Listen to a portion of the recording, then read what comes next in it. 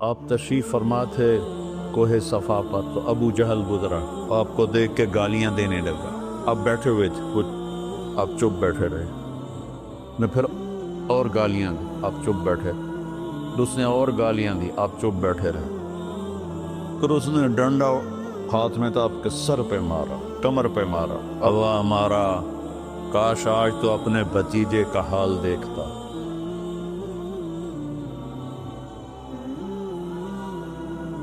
پی جا ایام کی تلخی کو بھی ہنس کے ناصر، غم کو سہنے میں بھی قدرت نے مزہ رکھا۔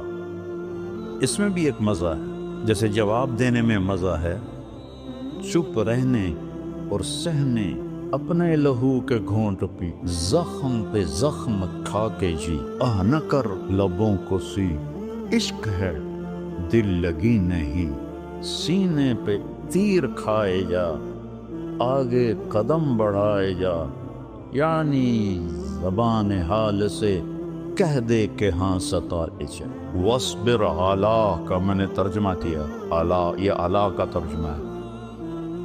اگر آپ یہ نہیں کر رہے ہو تو میرا تمہارا استادی شاگردی کا کوئی تعلق، آپ اس ماحول سے یہ آپ بچے ہیں، ماحول سے متاثر تو ہر آدمی ہوتا ہے، کیوں نہیں ہوتا؟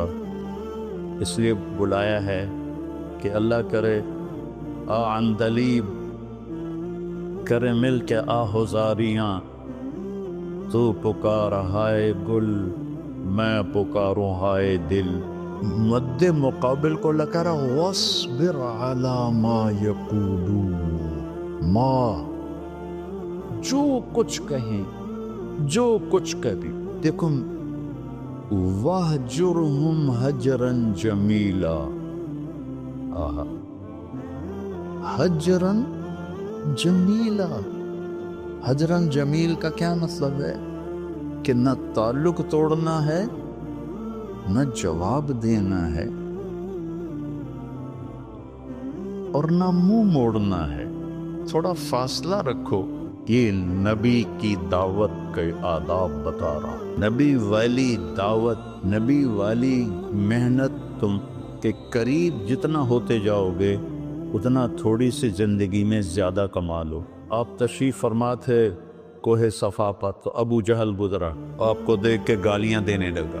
آپ بیٹھے ہوئے تھے، کچھ آپ چپ بیٹھے رہے، نے پھر اور گالیاں دی، آپ چپ بیٹھے، پھر اس نے اور گالیاں دی، آپ چپ بیٹھے رہے، پھر اس نے ڈنڈا ہاتھ میں تھا آپ کے سر پہ مارا، کمر پہ مارا۔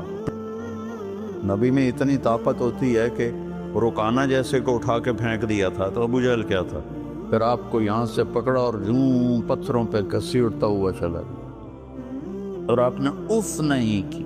طائف کے پتھر کھا کے بھی آپ کہیں لا ان شئت اطبق علیہم الاخشبین، اگر آپ قرآن پڑھو اور آپ سیرت پڑھو تو آپ کا رخ ہمیشہ صحیح رہے گا۔ اگر آپ صرف آج کے اکابر کو دیکھو، آج کی کتابیں پڑھو، تو نبی کے سوا تو کوئی بھی کامل نہیں۔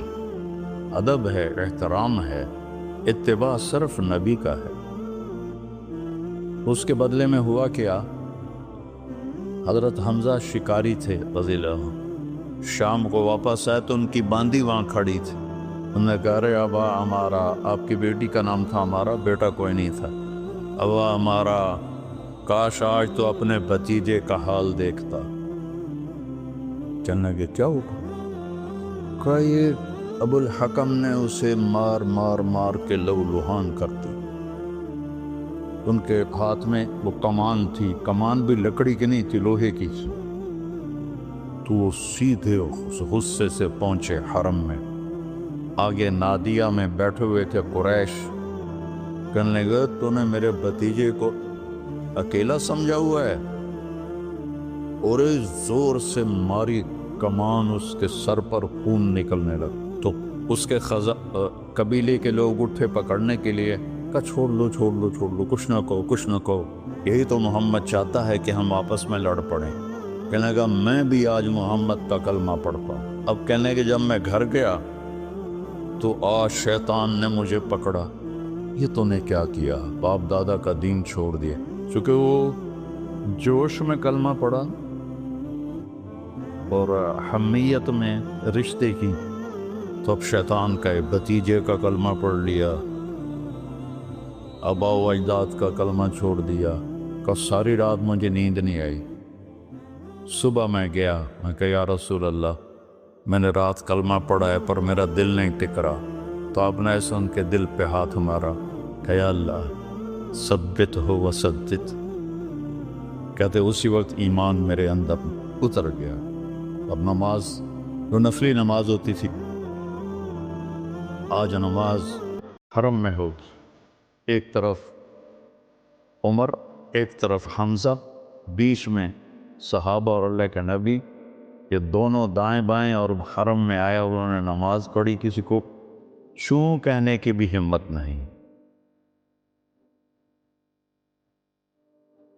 تو نبی کی محنت اپنی ذات سے ہوتی۔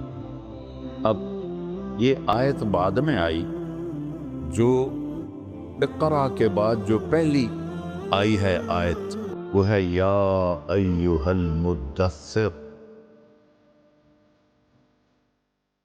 قم فانذر وربک فکبر وثیابک فطہر والرجز فہجر ولا تمنن تستکثر ولربک فاصبر۔ سارے ہدایات کس کو ہیں؟ سکھا کبھی قرآن کھول کے دیکھا تو کرو۔